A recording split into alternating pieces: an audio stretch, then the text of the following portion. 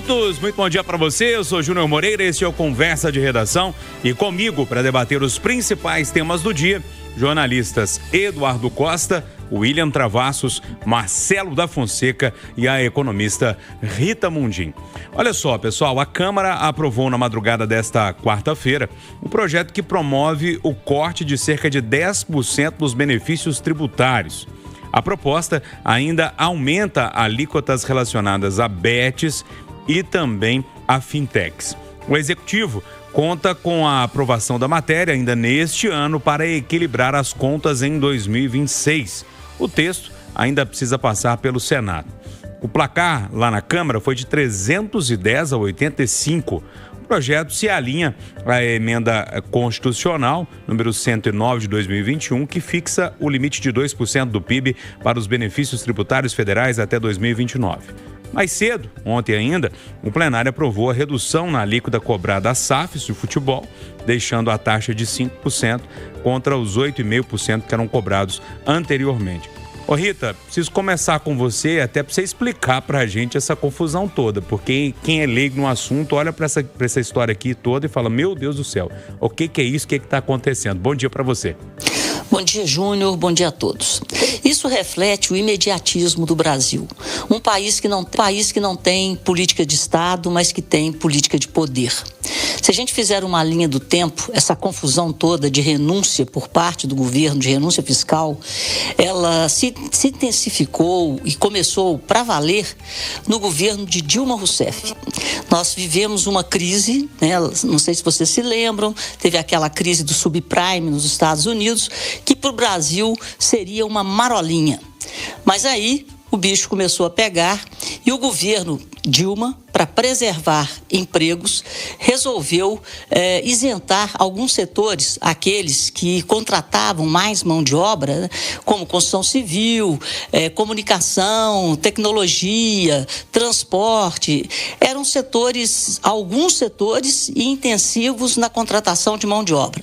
Nós estamos falando aí de 2011, 2012, e aí, gente, a moda pegou. Todo mundo começou a bater na porta do governo e aquilo que deveriam ser um benefício para poucos setores, que era a desoneração da folha de pagamentos, era a troca do recolhimento de 20% de contribuição previdenciária por um desconto de 1 a 2,5% sobre a receita bruta na folha de pagamento. Trocava-se o recolhimento na folha de pagamento por uma alíquota, trocava-se 20% em cima da folha toda, por uma alíquota de 1 até 2,5% em cima da receita bruta da empresa. E aí eu ouvi isso da própria Dilma Rousseff num evento na Universidade de Harvard, é um evento chamado Brasil Conference. Ela foi lá em 2017 e falou, do fundo, ela estava fazendo um desabafo, falando que o que desestabilizou o governo dela foi que o que era para ser um benefício para poucos setores, acabou atingindo 56 setores em uma velocidade muito grande. E essa renúncia fiscal, que chega-se aí a um número em torno de 800 bilhões, aos poucos, né, depois que você dá para você tirar, é muito complicado, porque existe um lobby, uma força política muito grande. E agora, desses eram poucos, viraram 56, e hoje nós temos 17 setores que devem, né, voltar a ser onerados até 2028. E foi feito um corte linear. Mas o que eu quero dizer com tudo isso é a falta de planejamento. Então, os governos cortam e colocam, eles tiram com uma mão, colocam com a outra. Então, eles cortam e impõem impostos de acordo com a necessidade política do momento, sem nenhum tipo de planejamento. E é por isso que o Brasil padece, né? É por isso que o Brasil não tem o chamado crescimento sustentável, porque nós convivemos com governos desorientados que fazem coisas com o objetivo político de permanecer no poder e não pensam na próxima geração, mas na próxima eleição. Então, isso que começou, essa farra do boi que começou em 2000, isso é que é passar a boiada, né? Que começou em 2011, os reflexos estão aqui até hoje em 2025.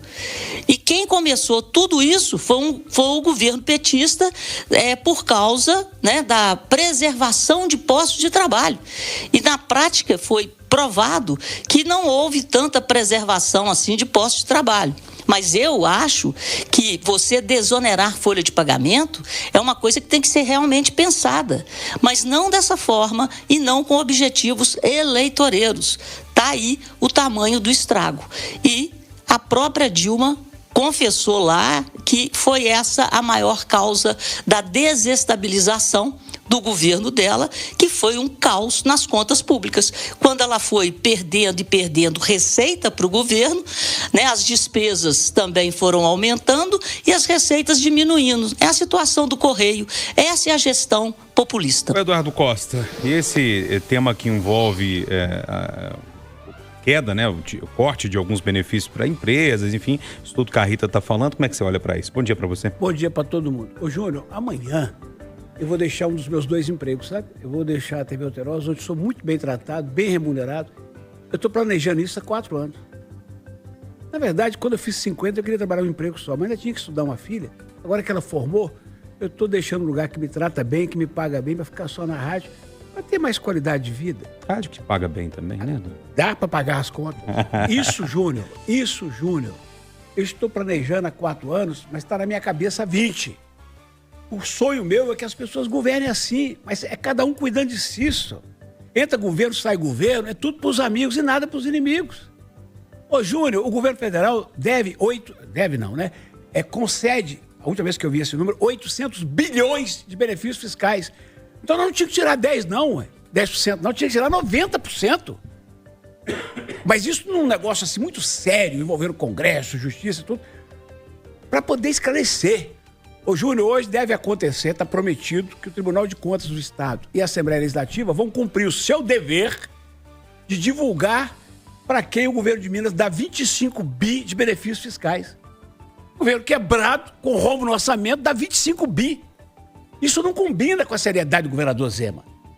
Nós que pagamos a conta temos que saber, pelo menos, para quem é e por que é. Porque se ele me disser, por exemplo, que está dando benefício para uma empresa que veio produzir insulina aqui, ou que vai cair a patente da Ozempic agora no ano que vem, e que vai produzir essa semaglutida aqui para emagrecer e cuidar das pessoas, eu concordo. Entendeu? Agora, se for para quem financia a campanha, a gente não pode concordar. Nem em Minas, nem no Brasil, nem em lugar nenhum. Então, eu fecho a prosa dizendo que não devíamos ter 10% de redução, mas 90%. E tem um outro negócio que está atravessado da minha garganta. O silêncio nosso de imprensa, sociedade civil, do Brasil, diante da proposta do ministro Fachin, presidente do Supremo Tribunal e do Conselho Nacional de Justiça, de criar um código mínimo de ética de comportamento de ministro e de magistrado. Ninguém toca no assunto para dar força para o Fachin. Eu encerro a prosa dos benefícios fiscais e imorais. Viva Fachin! E aí, Marcelo da Fonseca, bom dia para você. Bom dia, Júnior, bom dia, amigos Conversa, bom dia a todos os ouvintes. Em julho, o Eduardo me deu uma missão, você lembra, Edu? Teve um deputado petista que anunciou que as isenções tributárias chegam a 800 bilhões, né, o valor que a Rita bem lembrou. E aí o Edu me deu uma missão, Marcelo, vamos descobrir quais são as empresas que ganham esses 800 bilhões. Eu corri atrás, a nossa equipe correu atrás do Ministério da Fazenda, do Ministério do Planejamento. Até hoje a gente não tem uma resposta. Exatamente quais são as empresas, onde que foi concedido esse benefício. Então, a gente não tem a transparência de onde que esse benefício é concedido, né, e para onde que ele volta. Isso aconteceu no governo Lula, como acontece no governo Zema. Né? A gente teve no início do ano o vice-governador Matheus Simões anunciando que ia dar transparência. Passaram-se alguns meses, o governo foi lá e falou, não tem como dar transparência nisso não. Isso pode nos prejudicar, é questão de estratégia. Então, tanto no âmbito federal quanto no estadual, a gente vê que não tem nenhuma transparência. Agora, essa é uma medida boa, né? Uma medida importante, 10% que seja. É uma medida que o Congresso acerta. O problema é o motivo dessa aprovação. E isso chama-se eleição 2026. O Congresso quer mais dinheiro para as emendas. O governo Lula quer mais dinheiro para anunciar propostas, medidas e conseguir chegar forte em 26. Então fizeram esse acordo ontem, mais uma votação na madrugada. Eu nunca vi uma Câmara dos Deputados que vota tanto de madrugada igual essa. É só votação depois de meia-noite. Impressionante. Então fizeram esse acordo, todo mundo quer dinheiro ano que vem, vamos cortar um pouquinho das isenções. E aí, William Travassos, para a gente arrematar esse assunto, hein? Bom dia. Bom dia, Júnior Moreira, bom dia aos ouvintes da Itatiaia, bom dia, bancada. Eu fico pensando no sujeito que é tributarista nesse país, né? E o cara não dorme. Não, mas tá rico. Porque todos os dias ele tem uma mudança, né? E ele precisa lidar. Imagina um contador, todo dia tem uma coisa diferente para ele, uma regrinha nova, né? É essa tentativa que o Marcelo colocou do governo aumentar a sua arrecadação. Isso tudo, no meu lado poliana de enxergar a vida, eu só enxergo e olho e falo assim, gente, essas pessoas elas não garantem a segurança jurídica, né? De todos os mecanismos que funcionam no Estado, porque eu passo... Mas o governo de Minas Gerais dá o seu benefício, ok?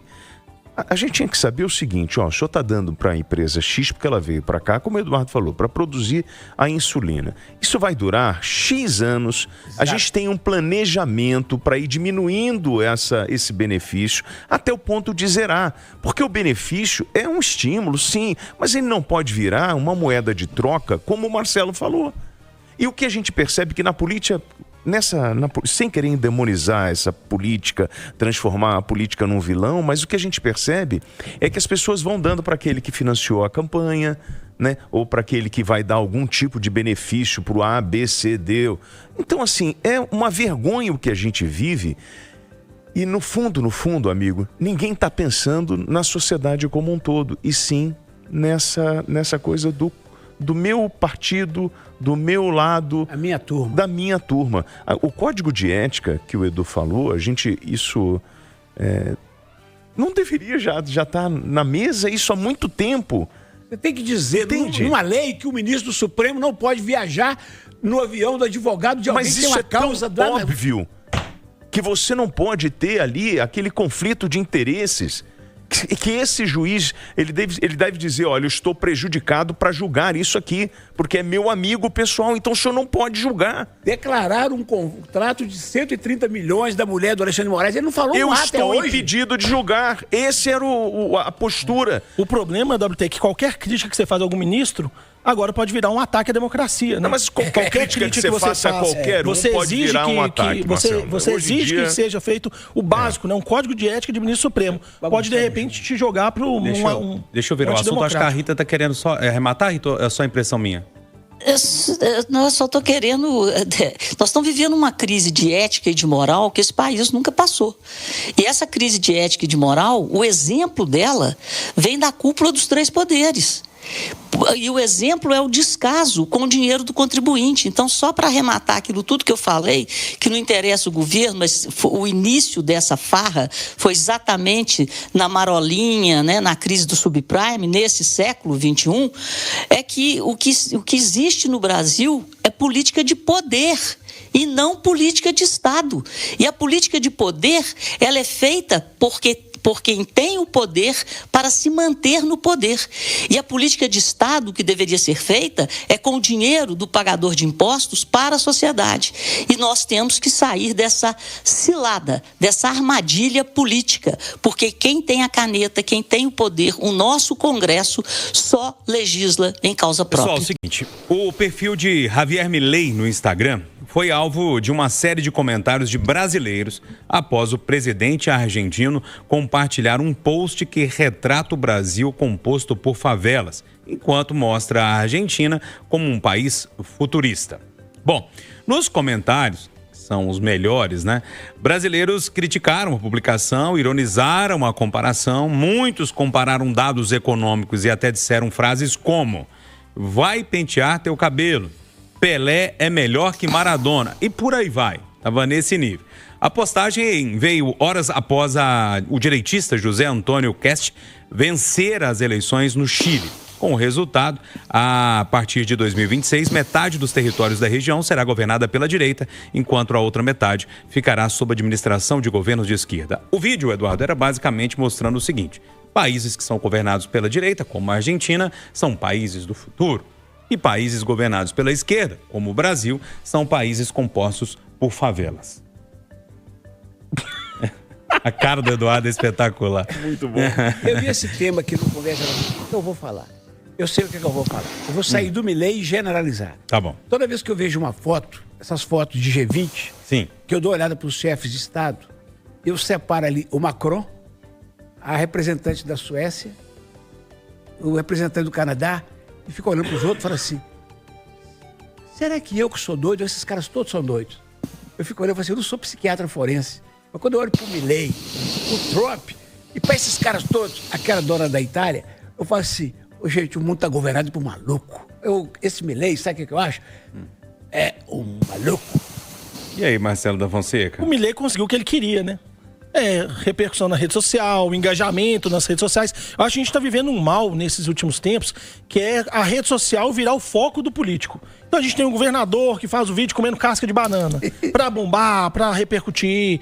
Aí a gente tem um vereador do PT aqui de Belo Horizonte que faz um vídeo falando que a paz em Gaza quem conseguiu foi o Lula. Uma mentira que a gente sabe, né? Mas ele faz o vídeo pra repercutir, pra ser criticado. O Milei fez a mesma coisa, né? Aproveitou um momento de uma eleição no Chile pra provocar, pra fazer um discurso pra plateia dele. As bolhas nas redes sociais fazem com que os políticos estão tentando sempre estimular cada vez mais os seguidores, né? E ele conseguiu o que ele queria, né? Tá aí nas redes sociais, tá aí nas matérias e estamos aqui falando dele. Ele devia se preocupar com a Argentina, né? Que tá precisando de dinheiro dos Estados Unidos para conseguir pagar as contas. A Argentina que todo ano vai correr no FMI para pegar empréstimo. Então, a administração dele conseguiu reduzir a inflação, conseguiu alguns dados bons, só que os problemas lá estão só acumulando. O país está cada dia mais endividado. E isso tinha que ser a preocupação do Milei. Ô, Rita, tenho 2 minutos para dividir entre você e o William Travassos. Começo com você, Rita. Vou ser rápida. Eu acho que nós estamos passando por um reordenamento geopolítico no planeta. E essa geopolítica passa de novo, como lá na década de 60, por uma Guerra Fria.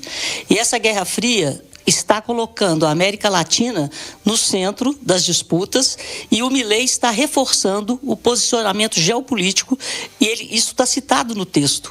O que ele condena ali é o modelo que induz a pobreza, que é o socialismo da pobreza contra o liberalismo da prosperidade. Para mim, esse é o resumo e nós, América Latina, estamos no centro da Guerra Fria que está sendo conduzida por Trump e está começando com a força dos Estados Unidos pela Venezuela. Nem tanto céu, nem tanta terra, né? O Brasil não é um país de favela somente e a Argentina também não é esse país futurista. Claro que não, gente. Adoro uma boa empanada, um tango. E preciso admitir que o Pelé sempre foi melhor do que o Maradona. Você gostou do comentário? Pô, adorei! Aí, na boa. Milei, desculpa, amigo. Você tá cheio de problemas, cheio de roupa pra lavar aí no teu território. Mas ele quer esse protagonismo dentro do mapa geopolítico na América Latina. Falar, eu sou o cara. Júnior, rapidinho, Du. Não vai mudar o destino da humanidade. Mas direi o que penso sinceramente. O mundo perdeu o juízo. O Brasil perdeu a vergonha. Ponto final, nosso Conversa de Redação, que teve Eduardo Costa, William Travassos, Marcelo da Fonseca e Rita Mundim. Agora